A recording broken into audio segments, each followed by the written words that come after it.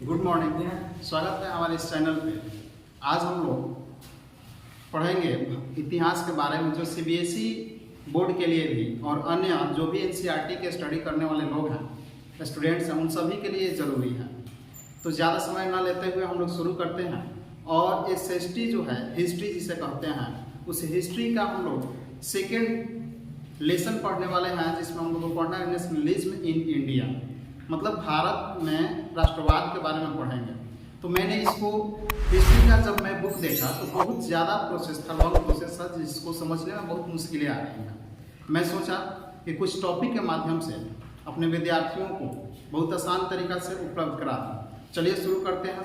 देखिए, लिखा हुआ है यहाँ पे कि नेशनलिज्म इन इंडिया, और इसका हम क्या करेंगे, इंट्रोडक्शन पढ़ेंगे। इसका हिंदी हो जाता है। हिंदी मैंने इसलिए लिख दिया कि जो हिंदी मीडियम स्टूडेंट होंगे उनको हिंदी में दिक्कत नहीं होगा, जो इंग्लिश वाले होंगे, सीबीएसई वाले होंगे, उनको सीबीएसई को भी, दोनों आदमी के लिए कंबाइन रहेगा। क्लियर? अब भारत में राष्ट्रवाद के बारे में पढ़ेंगे। तो भारत के राष्ट्रवाद के बारे में कहानी ये है, इंट्रोडक्शन ये है कि जब एक ग्रुप राष्ट्रवाद हो गया तो उसके देखा देखी, उसको देख करके बहुत देशों के अंदर ये भावनाएं आई, उसने स्ट्रगल किया, तो क्या हुआ, वहाँ के लोगों को राष्ट्रवाद की अधिकार मिल गई। अब भारत के लोगों ने भी सोचा कि हम लोग को भी अपनी आवाज़ बुलंद करनी चाहिए, तो हम लोग भी राष्ट्रवाद के तरफ बढ़ सकते हैं। और इसमें क्या हुआ कि modern nationalism was associated with the formation of nation state. और यह जो मॉडर्न नेशनलिज्म हुआ, आधुनिक राष्ट्रवाद हुआ, उसने क्या किया, बहुत सारे फॉर्मेशन के राष्ट्रवाद की रास्ते ओपन कर दिए। दूसरा ये लिखा जा रहा है कि in India like many other colonies, colonies means उपनिवेशवाद कहते हैं। इसको क्या कहते हैं, उपनिवेशवाद,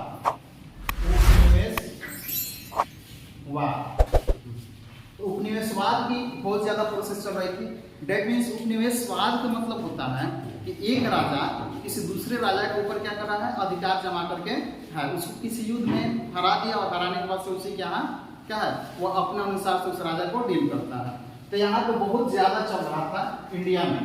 और growth of modern nationalism is connected to the anti colonial movements. और इसमें इसके ग्रोथ के लिए क्या किया जाए, यहाँ से ये कॉलोनीज समाप्त हो, उसके लिए लोगों ने क्या किया कि जो एंटी कॉलोनियल मूवमेंट था उसी को शुरू किया। ये इसका परिचय हुआ। और इसमें सबसे पहले जो टॉपिक स्टार्ट होता है उसका क्या नाम है, फर्स्ट वर्ल्ड वॉर। तो फर्स्ट वर्ल्ड वॉर की अगर बात की जाए तो 4 साल चला हुआ था। 1914 से लेकर के 1918 तक चला हुआ था, ये यहाँ पे दिया गया है।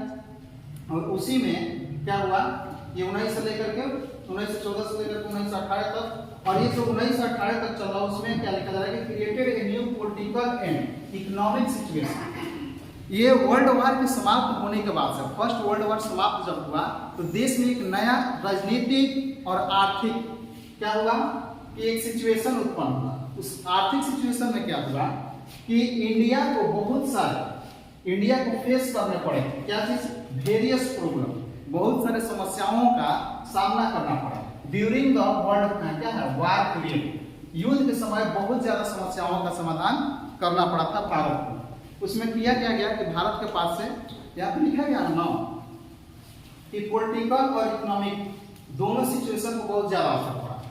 तो इकोनॉमिक सिचुएशन के बारे में बताया जा रहा है यहाँ पे कि वहां पे क्या किया गया कि अब वहां पे जो शासन कर रहा था ब्रिटिश, उसके पास 2 ही ऑप्शन थे। पहला, या तो भारत कहीं किसी देश से कर्ज ले ले, या दूसरा भारत में जो भी वस्तुएं हैं उन वस्तुओं का प्राइस बढ़ा दे। तो ये क्या करता है, दोनों ऑप्शन को सेलेक्ट कर लेता है, कर्ज भी लेता है और वस्तुओं के जो प्राइस हैं उन प्राइस को भी बढ़ा देता है।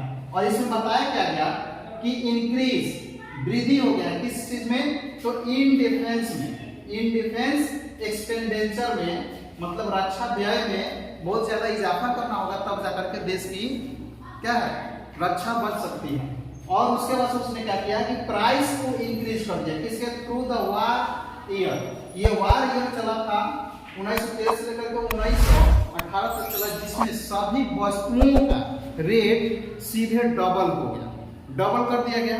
उसके बाद से क्या किया गया कि फोर्स रिक्वायरमेंट चलने लगा इन रूरल एरिया, जो ग्रामीण क्षेत्र थे वहाँ के जो युवा वर्ग के लोग थे, उन युवा वर्ग के लोगों को जबरन पकड़ करके और उनको सैनिक बना दिया जा रहा था। इससे जो ग्रामीण वर्ग के जो लोग थे उनको क्या हो रहा था कि बहुत ज़्यादा अंग्रेजी शासन से उनके एक विरोध हो गए थे। और इसके बाद 2 पॉइंट और बचा हुआ है जो मैं आपको बता रहा हूँ। जैसे कि मैंने बताया कि इसमें 2 टॉपिक और बाकी हैं। इन टॉपिकों को क्या करते हैं कि चलिए अब समझते हैं कि इसमें और क्या क्या बात होगा।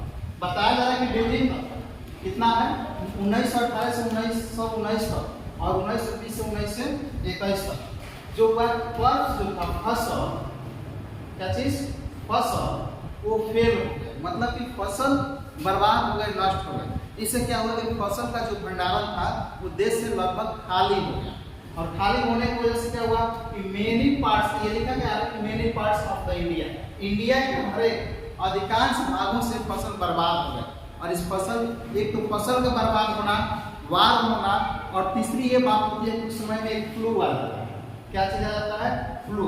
इस फ्लू के आने की वजह से क्या हो जाता है कि 120 से लेकर के 130 लाख लोग मारे गए थे उसी समय अपने भारत में इस फ्लू की वजह से। और देखिए लोगों को यह ऐसा लगने लगा था कि जब फर्स्ट वर्ल्ड वॉर समाप्त हो जाएगा इनकी जो हार्डशिप है, इनकी जो मुश्किलें हैं वो क्या हो जाएंगी? समाप्त हो जाएंगी। लेकिन उनकी मुश्किलें डिड नॉट एंड, उनकी मुश्किलें जो है समाप्त नहीं होती है। After the world war was over, क्या होता है कि उनका जो वर्ल्ड वॉर जो था वो समाप्त होने के बाद भी क्या होता है? मुश्किलें समाप्त नहीं होती हैं।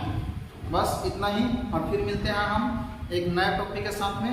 इसके बाद वाला जो टॉपिक है सत्याग्रह वाला, आइडिया सत्याग्रह, उसको मैं लेकर के बहुत जल्द आ रहा हूँ।